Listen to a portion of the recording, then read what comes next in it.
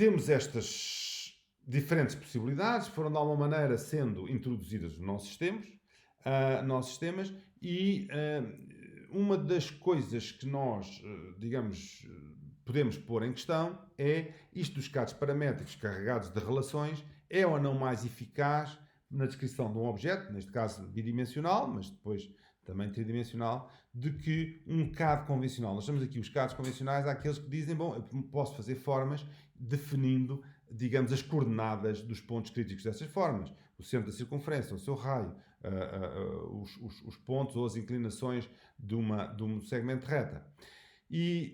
Portanto, ou defino explicitamente todas as coordenadas, isso seria o mais intuitivo em termos de geometria analítica, ou defino relações. Este desenho que está aqui em baixo mostra à direita, não é? Como é que seria se eu quisesse definir esse desenho com coordenadas, e à esquerda como é que seria se eu quisesse definir esse desenho com relações. Reparem, ainda há uma dimensão de que o comprimento deste quadrado é de 10 milímetros, mas tudo o resto são só relações. Ora bem, vantagens e desvantagens de um lado. No CAD paramétrico, existem muitas relações possíveis para chegar à mesma figura.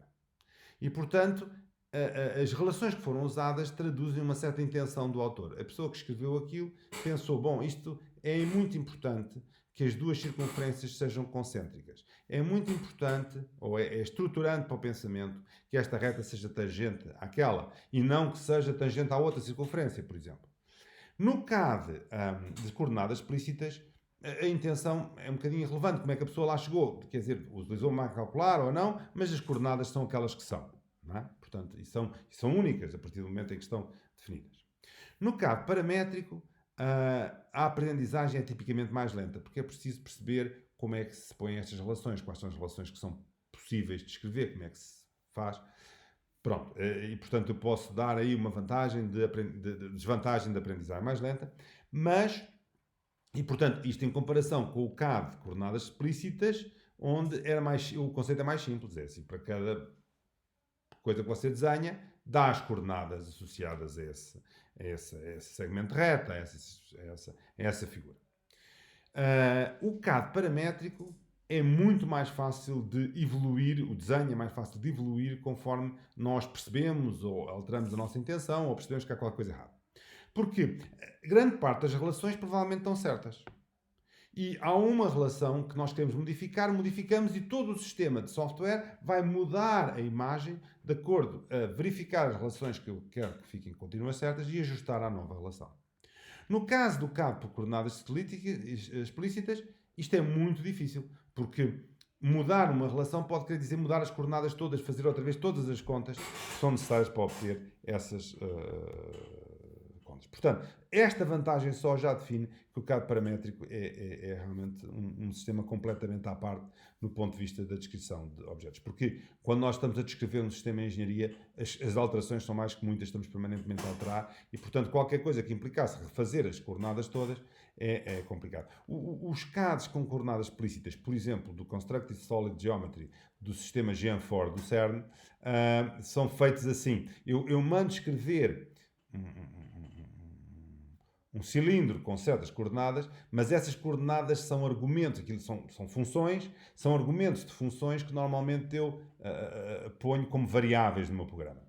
E, portanto, aquilo é um programa que constrói aquela geometria e significa que se eu quiser mudar um dos valores, eu mudo naquela variável e depois explicitamente calculo as outras coordenadas à custa dessa variável. Portanto, digamos que os CADs, mesmo que não sejam paramétricos, hoje têm esta possibilidade de programação que já está um bocadinho a meio caminho. Há também aqui uma coisa que o software, no CAD paramétrico, verifica um bocadinho a coerência, quer dizer, avisa se há relações a mais, se há relações se ainda está indefinido. O outro não, porque têm que ser coordenadas e estão bem definidas. Ora bem, com esta breve incursão sobre os sistemas bidimensionais, põe-se agora um outro problema, que é, mas o que eu vejo é bidimensional. O meu ecrã é uma coisa bidimensional. E eu represento analiticamente um corpo que é tridimensional, mas quero ver esse corpo num ecrã bidimensional. E esta figura mostra um exemplo, aliás é um exemplo que eu fiz de simulação da casa onde eu vivi durante uns anos, E vocês, se olharem para aquele referencial que está a preto, veem, isso é mesmo que está certo. O que nós temos aqui é ecrã para a direita, ecrã para cima e depois define o eixo dos Zs para dentro do fundo do ecrã. Isso é o que existe. Depois, o que existe que se vê. Depois, o que é representado matematicamente? É aquele referencial que está azul, que é um referencial com coordenadas x, y, z, que não acertam, de um modo geral, com estas coordenadas que estão no meu ecrã. E, portanto, a pergunta põe-se como é que nós fazemos a projeção dessas formas tridimensionais sobre esta forma bidimensional. Bom, mas vamos ver como é que os sistemas, hoje em dia, baseados em linguagens gráficas de alto nível, vão fazer isso. Vou dar uma ideia de como é que eles fazem isso. Bom, então, a primeira questão que se põe é, parece paradoxal, mas estes sistemas tendem a utilizar as chamadas coordenadas homogéneas. E o que é que isso significa? Isso significa que, em vez de trabalhar num espaço a 3 dimensões, trabalham num espaço a 4 dimensões. Bom, já vamos perceber qual é a vantagem deste espaço a 4 dimensões. Isto trata-se de representar um ponto, portanto, os pontos extremos de um triângulo, etc., de um retângulo, e trata-se de representar este ponto de maneira a ele poder ser facilmente sofrer as seguintes transformações. Matematicamente, ser fácil de representar as seguintes transformações.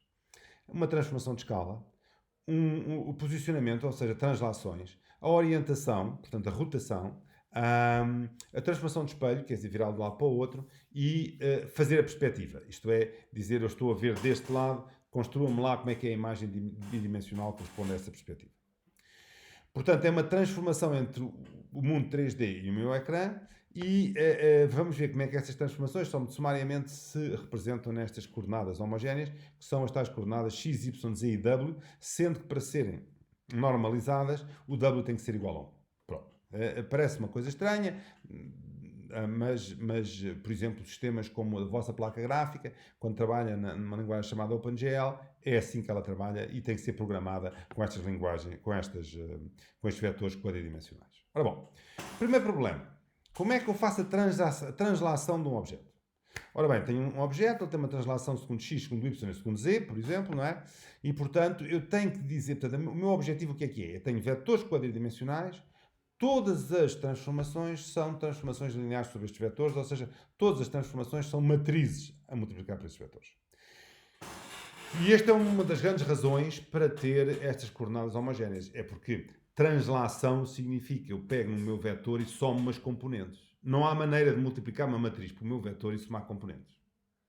Mas com estas transformações homogéneas já há. Porquê? Porque o que eu faço é, na quarta dimensão da matriz, eu coloco estes vetores da translação. O vetor de translação componente segundo x, segundo y, segundo z.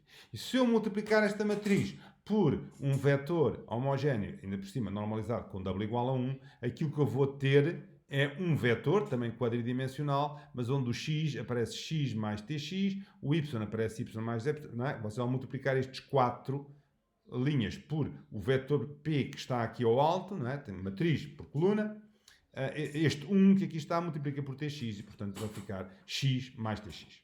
Pronto. Portanto, a primeira vantagem destas coordenadas homogéneas é que permitem representar por uma matriz a operação de translação, ou as operações de translação.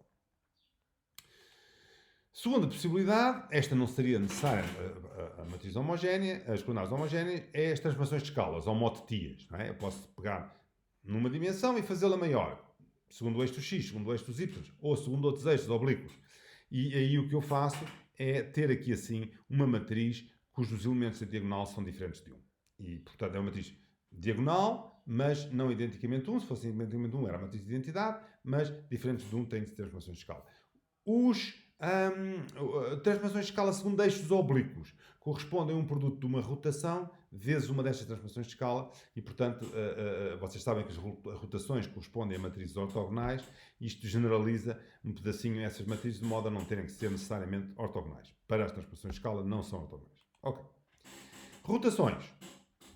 Falando das rotações, portanto, aí coordenada homogénea também não ajuda muito, não, quer dizer, pode lá estar, mas não ajuda, e portanto, mais fácil a rotação segundo o eixo dos Zs quer dizer que as coordenadas x e y se vão transformar de acordo com o cosseno e o seno do ângulo de rotação em torno do eixo dos Zs. Mas também permite pôr as rotações em torno de qualquer outros eixos ou até rotações que correspondem a uma coisa mais complicada, que quer dizer a rotação segundo dois eixos, um sucessivamente com o outro.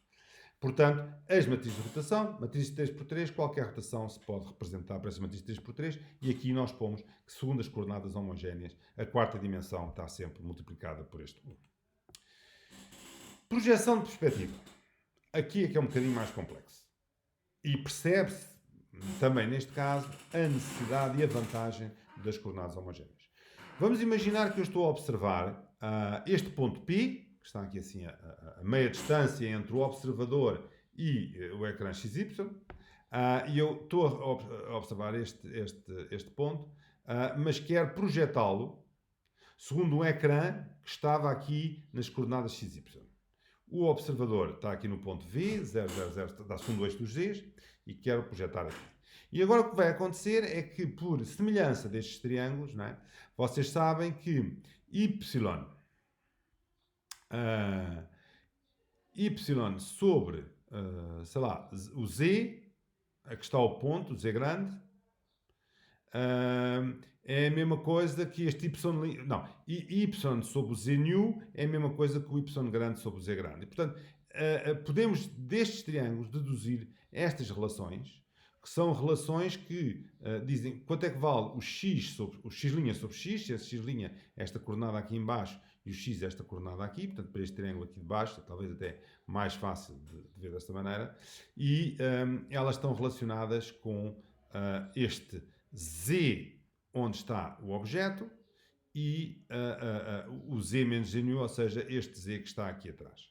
E estas relações podem ser aplicadas para as diversas coordenadas x, y, z. Bom, porquê é que isto parece tão interessante para as coordenadas homogéneas? É porque eu posso escrever estas equações todas também a partir de uma matriz, e essa matriz é esta forma.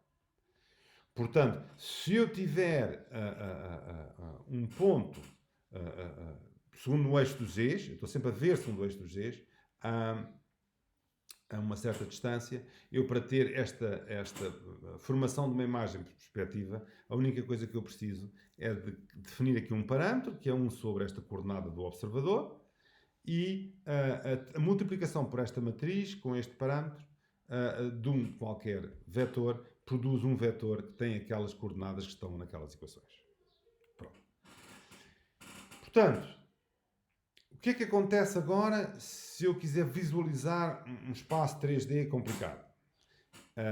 Com modelação de vários objetos complicados. Então, normalmente o que se faz é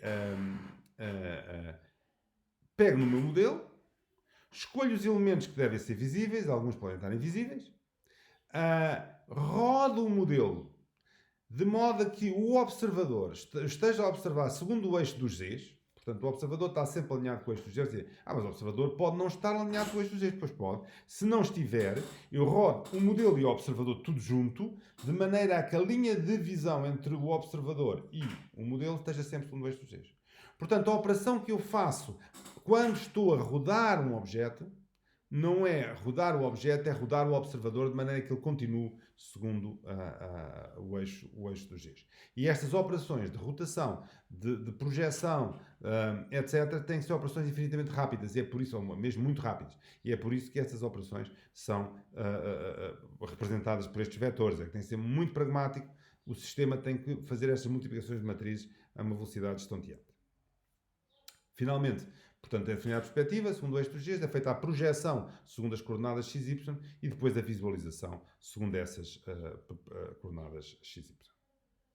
Este é o processo normal. Para dar um exemplo de como é que isto é feito na linguagem OpenGL, que é uma biblioteca, é um conjunto de funções que nós podemos chamar a partir de um programa para representar um mundo 3D que depois se vê de acordo com a perspectiva que eu quiser e de acordo com o ponto que eu quiser. Não é? Uma maneira simples é, por exemplo, definir triângulos. São triângulos que estão tridimensionais, no mundo tridimensional. Portanto, eu defino 3 vértices e depois defino um triângulo associado a esses 3 vértices, e com esses triângulos eu posso já definir muitas formas que têm um conteúdo tridimensional e que, portanto, mudam de forma para o visor conforme eu defino as coordenadas do observador.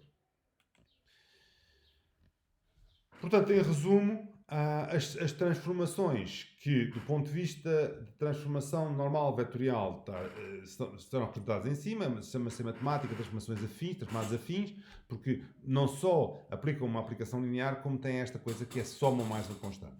Em matemática isto está associado com as transformações entre pontos e não entre vetores. Mas nós aqui vamos fazer um mapping, ou os sistemas que fazem estas coisas do ponto de vista numérico com grande eficiência, fazem um mapping para estas 4 dimensões, para 4 coordenadas que são homogeneizadas e que incluem as transformações ditas afins. Ok, mais exemplos de operações que são definidas como funções. Portanto, para um colega nosso da engenharia informática, não é? Isto é uma biblioteca com funções, e se eu quiser fazer uma rotação deste mundo, se eu quiser vê-lo de uma forma diferente, chama a função apropriada para fazer essa circunstância. Bom, isto aqui é uma representação das rotações de uma forma mais analisada, com 2 eixos envolvendo 2 eixos. Isto é para vos lembrar que há uma coisa é a projeção ortogonal e outra coisa é uma coisa com perspectiva. Perspectiva significa que que uma dimensão igual a outra, mas que está mais perto de nós, é maior. Portanto, este triângulo da direita, este cubo da direita, tem o vértice que está mais perto de nós com dimensão maior e o vértice que está mais longe com dimensão menor, e este curso que está aqui na perspectiva, na projeção ortogonal, tem a mesma dimensão para o que está à frente e o que está atrás. Portanto, isto é o que seria, era o que se veria se eu estivesse a ver de muito longe. Se eu estiver a ver muito longe, vejo isto, vejo sempre que as dimensões estão na mesma proporção que o objeto tem. Se eu estiver a ver mais perto, a perspectiva é importante e, portanto, tudo o que está mais perto tem dimensões maiores. Ok. Aqui só dar um outro exemplo também de uma outra função deste OpenGL que faz estas transformações e que faz as transformações de, por exemplo, Forstrom, que é a tal transformação para